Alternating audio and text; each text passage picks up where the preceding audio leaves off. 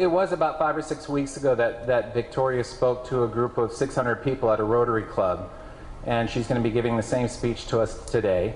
And I saw it, I think a week or so after it hit the web, it started going around, and so I quickly got on the phone and talked with her dad Zane and invited them here. And so we have a very special treat. So Victoria, come on up, do your thing.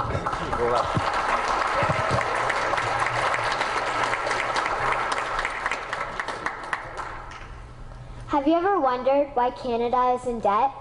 Have you ever wondered why the government forces Canadians to pay so many taxes?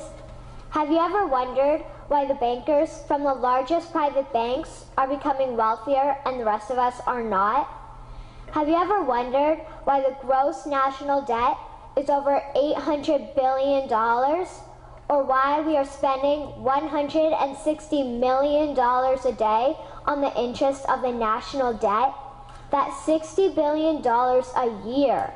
Have you ever wondered who receives the $60 billion? What I have discovered is the banks and the government have colluded to financially enslave the people of Canada. I will share with you 3 important points of reference, which will hopefully spark enough interest and concern for you to continue the research on your own and to engage your government to stop this criminal act against the people of Canada. First, we will briefly examine the Bank of Canada. Second, we will see how our banking system works today. And lastly, I will offer a viable solution that we can petition our government to implement. A very little known figure in Canadian history is J.O. Graham McGeer. He was a lawyer, Member of Parliament, and Mayor of Vancouver. His contribution to Canada is probably the greatest in our history. He championed the creation of the National Bank of Canada, whose sole purpose is to create and manage Canada's money. It was formed on July 3, 1934, and owned by all Canadians.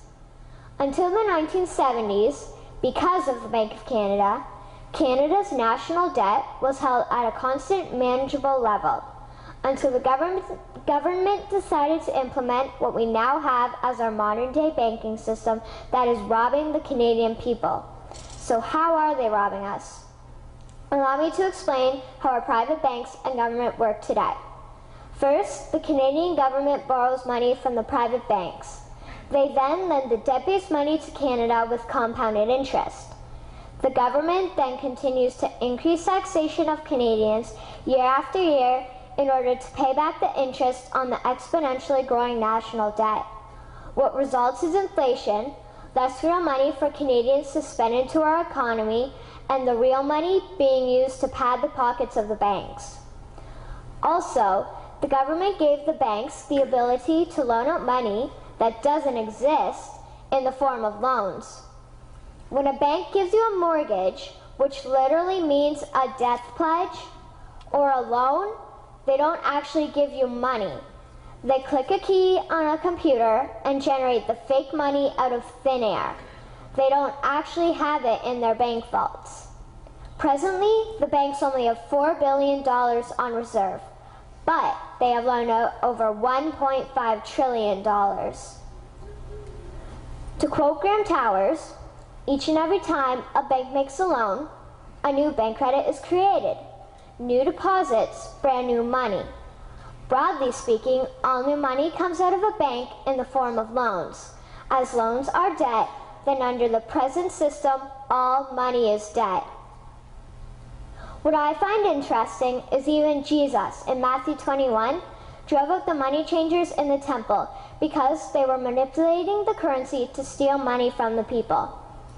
The private banks are just like the money changers in Matthew 21. They are defrauding and robbing the people of Canada, thus their freedom, and they need to be stopped. How should the banking system work? In an infamous interview, Mr. McGeer asked Mr. Towers, "Can you tell me why a government with power to create money should give that power away to a private monopoly and then borrow that which Parliament can create itself back at interest to the point of national bankruptcy?" Mr. Towers replied, "If Parliament wants to change the form of operating the banking system, then certainly that is within the powers of Parliament. In other words, if the Canadian government needs money, they can borrow it directly from the Bank of Canada. The people would then pay fair taxes to repay the Bank of Canada. This tax money would in turn get injected back into our economic infrastructure and the debt would be wiped out. Canadians would again prosper with real money as the foundation of our economic structure and not debt money. Regarding the debt money owed to the private banks, such as the Royal Bank, we would simply have the Bank of Canada print the money owing, hand it over to the private banks, and then clear the debt with the Bank of Canada. And yes, we have the power and lawful right to do so. In conclusion, it has become painfully obvious, even for me, a 12-year-old Canadian, that we are being defrauded and robbed by the banking system and a complicit government. What will we do to stop this crime? What will we do to ensure that the next generation will live free and clear of the debt-based economy that enslaves them to the banks? Margaret Mead said the following, and I hope that all of you remember this. Never doubt that a small group of people can change the world. Indeed, it is the only thing that ever has. Thank you.